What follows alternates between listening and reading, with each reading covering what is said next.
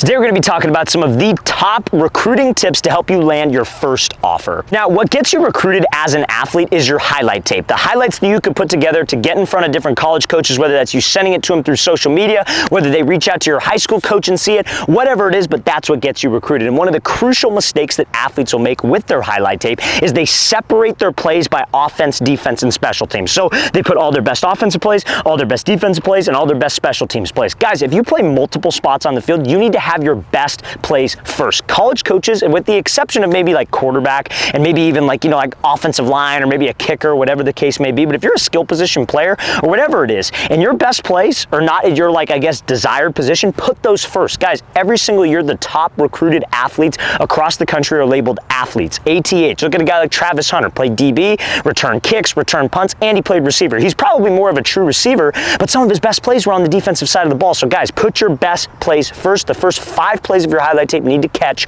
a college coach's eye. Now, another crucial mistake that athletes will make that don't get them recruited is putting routine plays on your highlight tape. Guys, if it's a play that thousands of other people at your respective position can make across the country, that's not a highlight, you guys. Highlights are exactly that. It's stuff that shows that you're better than competition at your position. Let's say you're a wide receiver, for example. I don't want to see you run a post route versus zone coverage, cut, you're wide open, you catch it, and then you walk into the end zone, because there are thousands, literally probably tens of thousands of receivers across the country that could do that exact same thing. I want to see you run a post route, let's say versus like inside shade press coverage. You give him a move, you take the outside release, you stack him, you lose him at the top right, you catch the ball, maybe you break a tackle, maybe you shed a tackle, shed some contact, whatever it is, guys, but that's more of a highlight than just walking into the end zone. And that means that just a touchdown, that doesn't make it a highlight. Guys, you need explosive plays to stand out to colleges. Now, fellas, if you're a football player watching this and you want to get bigger, you want to put on muscle mass, you want to put on size, check out that very first link in the description below for a great whey protein powder that athletes can take. This protein powder is by AG Labs. This is our cookies and cream flavor, and this protein powder was specifically designed for athletes. It's very easy to digest, especially when you're on the go, and it will help you achieve your daily protein intake to help you guys repair broken down muscle fibers in your body, but also, guys, help you put on muscle mass and lean muscle mass. So guys, if you want a 25% discount on our protein powder, check out that very first link in the description below. Use the promo code FIRST25, FIRST25 at checkout to get 25% off your first order. Now, when it comes to landing your first offer, you guys, you do not need to use a recruiting service. So there's so many recruiting services out there that, honestly, guys, will just try to take your money and do absolutely nothing for you. Like, I'll give you an example. There's a recruiting service, and everyone probably knows who I'm talking about here.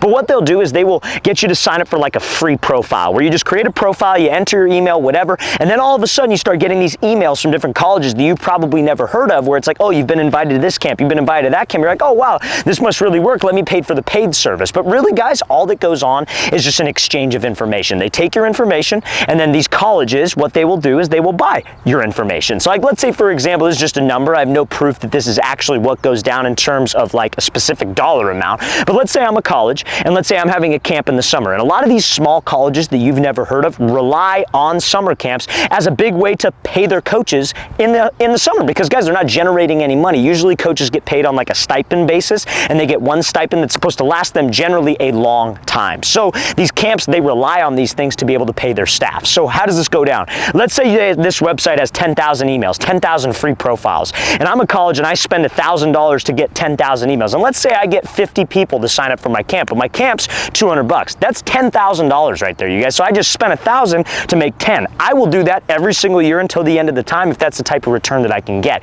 And that's what a lot of these recruiting services do. So don't listen to them and say, oh, well, I need to work with these people because they're going to get me recruited. They're going to put me on. Guys, they don't even know you. They don't know if you're good. They don't know if you're bad. They just want you to sign up for their profile, and we'll help you get recruited to the next level. We'll give you all this exposure. But what if you're terrible? Why would you want to work with a company that takes absolutely anybody and everybody when this company relies on their, I guess you could say, credibility or integrity with these different colleges? Colleges don't use the service, you guys. They might use the service to get information, to hit you with those spam emails, but I don't think that's what you want to spend your money on with the recruiting process. Now, when it comes to also landing your first offer, you guys, something that's super important is you cannot compare yourself to other players. There are so many things that you see on a day-to-day basis as an athlete on social media, like, oh, this 8th grader got this offer, this 9th grader, all that stuff. Guys, 99% of the stuff that you see is complete crap. I will tell you this right now, like, there's something that goes on. I live in Southern California. In Southern California, there are literally people that will spend actual money, like $2,000. That's usually the going rate for this. They will pay an assistant coach at a college $2,000 under the table cash to give their kid a verbal offer. And their thought process is, well,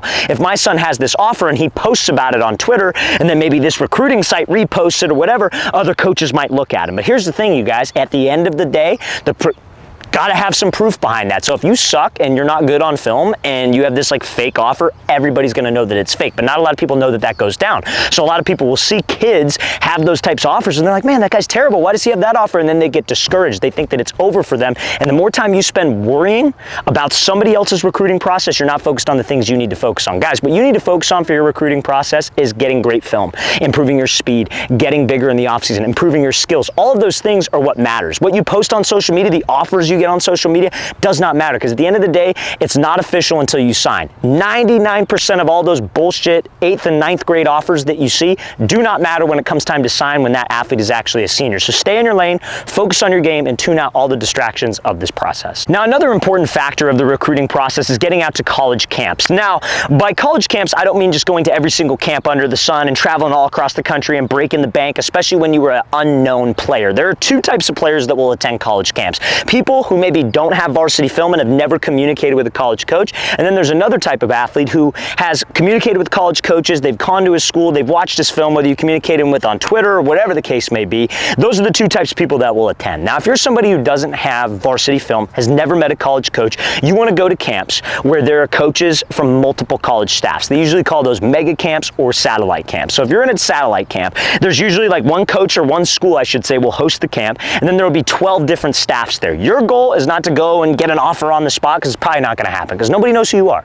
But your goal is to be able to meet as many people as possible, shake some hands, get some Twitter handles, so you could follow up with those people when you do get varsity film down the line. Your goal is to build a relationship. Now, if you're that dude that actually has varsity film, you've communicated with college coaches, you're going to get zero benefit out of going to these big state school camps where nobody knows you. Like, guys, usually those big state schools, like let's say you live in Colorado, and let's say, you know, Colorado State, you've talked to their coaches, but University of Colorado has never talked to you before, you've never met a single coach. I don't think you should waste your time going to that camp, because what's going to happen is you're going to get there, they're already going to know their guys because they've invited those guys there, and they're probably not paying, and those coaches are only going to pay attention to them. You want to go where you are known, because at least those coaches can pay attention to you, and that's how I feel you could maximize that camp process. So guys, go where you're known, and if you don't have any film, never met anybody, go to a satellite or mega camp. Now, another important aspect of the recruiting process is to stay in contact with college coaches during the season, but don't be pushy. So I think, like, you know, everybody talks about, like, on X or on Twitter, you want to message college coaches, you want to DM college coaches, and all that's great, and that's definitely something you should do. But a lot of athletes will turn off a lot of college coaches because simply they reach out to them, and then, you know, maybe they don't get a response, or maybe they do get a response, whatever, and then they send them another message, and then another message, and then another message. And it's just this overflow, and the college coach is going to get very annoyed and will probably never respond again. So guys, you want to follow up with them, but make sure that it's like a quality follow-up, if that makes sense. Like, maybe send them, like, let's say you hit a new max in the gym and you have a video from your Twitter and you post it, and then you send that to the college coach. Cool, that's great. Maybe after the first 5 games of your actual season, you send him over your mid-season highlight tape. Then you wait a little bit. After 10 games, you send that coach your full season highlight tape. You got to follow up to stay in their mind, but you obviously can't be too pushy in that situation.